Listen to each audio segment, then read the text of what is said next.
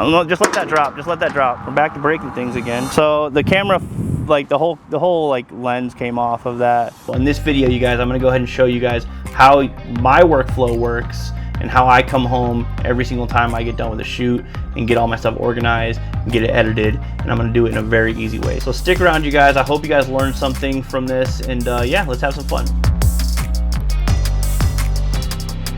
So we're gonna shoot around for a little while, and then we'll head into the editing bay and we'll talk a little bit about how I'm able to line all that stuff up so that when I'm making my content for either YouTube, TikTok, whatever it may be, all that stuff lines up perfectly. What we're gonna be doing today, if you saw one of my last videos, we crashed this drone right here, the BetaFPV Pavo Femto. We crashed this one. Dang, I just crashed the hell out of that. And we thought this thing was broken. I broke that.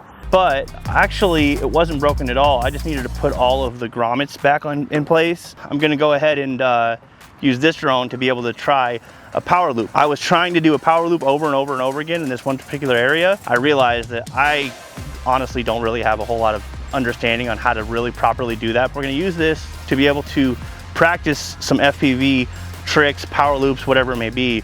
And we're also going to be using this as an opportunity to be able to show you guys how I create my FPV content from an editing standpoint. So hopefully you guys can learn something from that. In the meantime, we're gonna go ahead and fly around and have some fun. But the way I shoot my footage, I normally shoot it from multiple angles. I'm gonna be putting this Insta360 GO 3S down here so that you can see my hands. I'm also obviously shooting from this camera.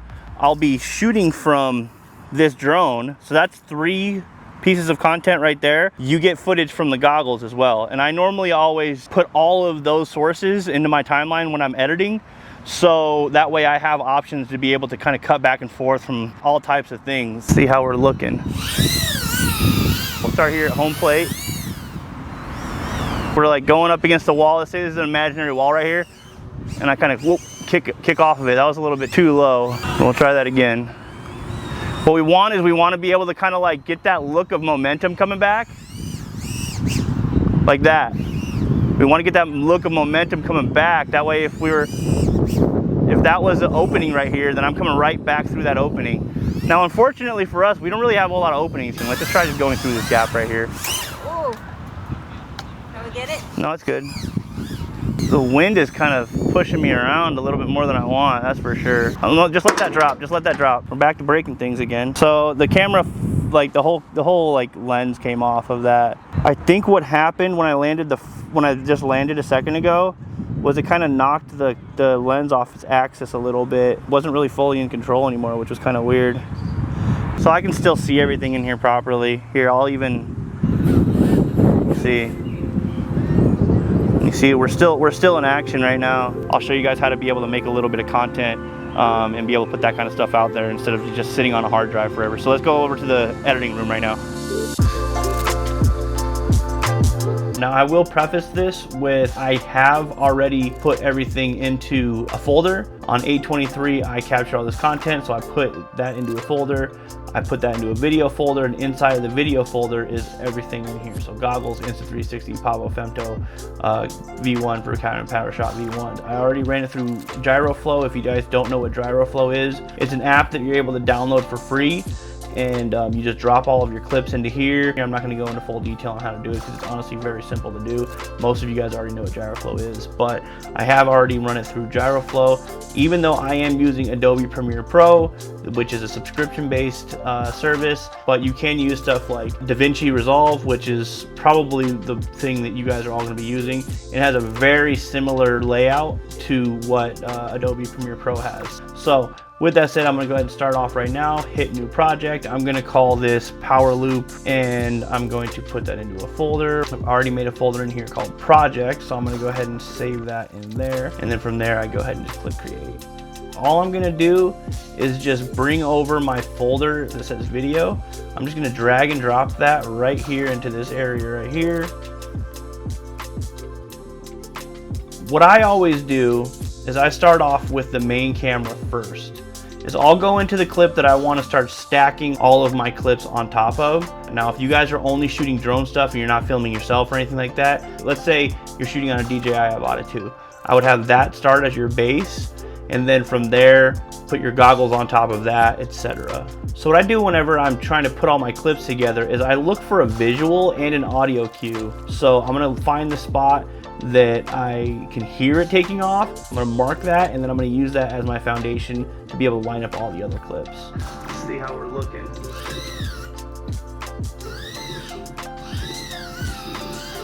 That's pretty close to where we want to be. And I'm going to put an in point here. On Premiere Pro, you're going to use I for in point. So I'm going to hit an out point right there. That way I'm not putting a humongous clip there. And then I'm just going to drag and drop this clip right onto the timeline. We've already got the hard part done. What I'm going to do now you guys can do this however you want, but I'm going to start off with the Pavo Femto footage. And here I'm just looking for the moment when I take off, which is right around right there, see? So I'll back it up. I'll hit I for my in point, and then I'll hit O for my out point, and that's going to be roughly right around where we want it to be. And how I can tell is what I normally do is I'll click on that clip, I'll go up to effects controls, and I'll scale this down a little bit, and then just kind of move it over to the side. That way I can kind of see if it's taking off right around that moment. And as you can see, if I frame by frame this, you can see that it's coming up right in that moment. And then we'll move up to the next one, which is the Insta360. This one should be pretty easy because I think you can see it. Yeah, you can see it taking off, right? So that's easy. So basically, once it starts moving, I'm gonna hit in point right there, hit O for out, and then boom, we put that on top of here. I'll do the same thing. I'm gonna make it smaller, move it over to the side, just so I can kind of visually see it, and then I'll go back and resize everything else after that. All the movements all happening together. And then the last one that I'm going to do is the goggles. Mark my in point there, and then I'll drag this down and I'll put it right there on this point right here. And as you can see, if I press play right here, this clip right here should match this clip if I press play. And yeah, so in general, and it's pretty matched up. And if you even go further, if I stretch all this out, see what I'm saying? So that's pretty spot on. So what we'll do now is I'm just gonna kind of go back. I'm just gonna hide all these by hitting this little eyeball right here and make sure that everything is kind of back on track. So this one is good to go. This one is in full screen, so that's good to go. This one right here is not in full screen, so I'm gonna go to effects controls, and I'm just gonna reset the scale and position on that. And then I'll do the same thing for the next one. Let's put this together like you would want to make a TikTok or a YouTube short or something like that. Okay, so what I'm looking for right now is just a moment that's, you know, clean and kind of trying to say I'm trying to practice and be successful at understanding the mechanics behind how to actually make a power loop happen. So I'm trying to find something in this footage that's going to kind of portray that. So I'm gonna go ahead and make a cut right there, as if I want that to be the end of my video. So what I'm gonna do is I'm gonna take my blade tool. If you guys want to know a shortcut in Adobe Premiere, it's C, which is, you can say cut. So I'll make a cut there, and I'm just gonna go straight down this line. And I'm gonna just kind of go back to a spot that helps explain what I'm trying to say. Right in that moment when I say, so let's say there's an imaginary wall right here. So let's say there's an imaginary wall right here. What I'm gonna do is I'm going to make a cut in that spot, and then I'm going to cut all the way down. And then I'm going to go to this sequence that I have over here. This right here, this is MVI4322. I'm actually just going to rename that to string out. Everybody's got their own thing, but I always call like all my raw footage a string out. I'm just going to go ahead and right click it, and then I'm going to duplicate it. And I'm going to call this YT short.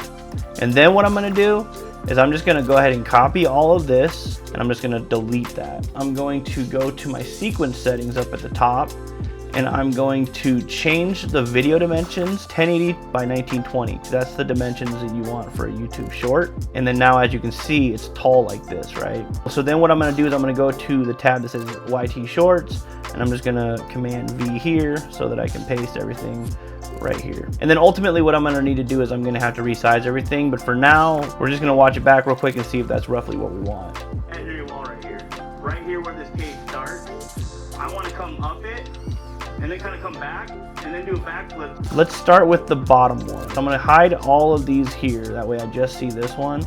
Let me resize that, and what I'll do is I'll put this all the way on the bottom, and then what I'll do is I will put the clip from the Insta360 and I'll put that right above it. Now this clip is a little bit interesting because it's kind of a weird frame. We'll go ahead and fix that real quick. So what I'm going to do here is I'm going to rotate it. So I'm going to do 180 degrees in my rotation.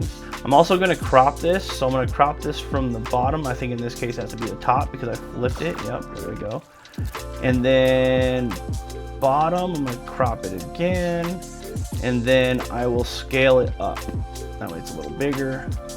And then from there, what I'll do is I will unhide the clip of the actual Pavo Femto. I'll scale that down, and then I'll put this all the way at the top. And now what we have here,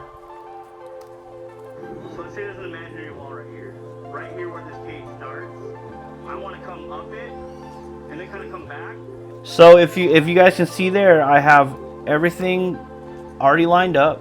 I can go to wherever I want on my string out, and if there's something that I find interesting, I can just chop that up real quick, throw it over here into this timeline that's formatted already for YouTube Shorts, and then call it a day. So I mean, we're sitting here talking about 20-30 minutes of my time of just going through and just organizing my stuff real fast to where I can create some content to be able to post on my Instagram, post on my TikTok, post on my YouTube channel.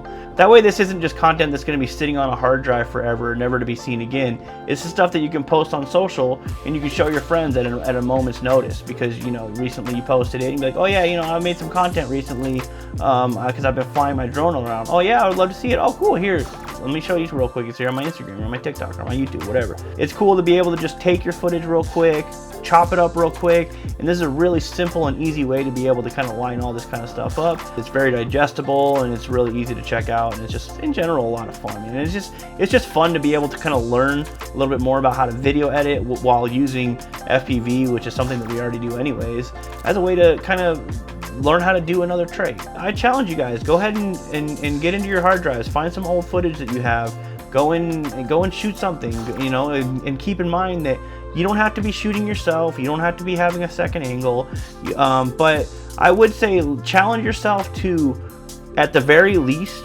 get the footage from your drone and then get the footage from your goggles, because your goggles in general, normally, especially if you're using the DJI goggles, your goggles are going to be definitely recording what's going on as well.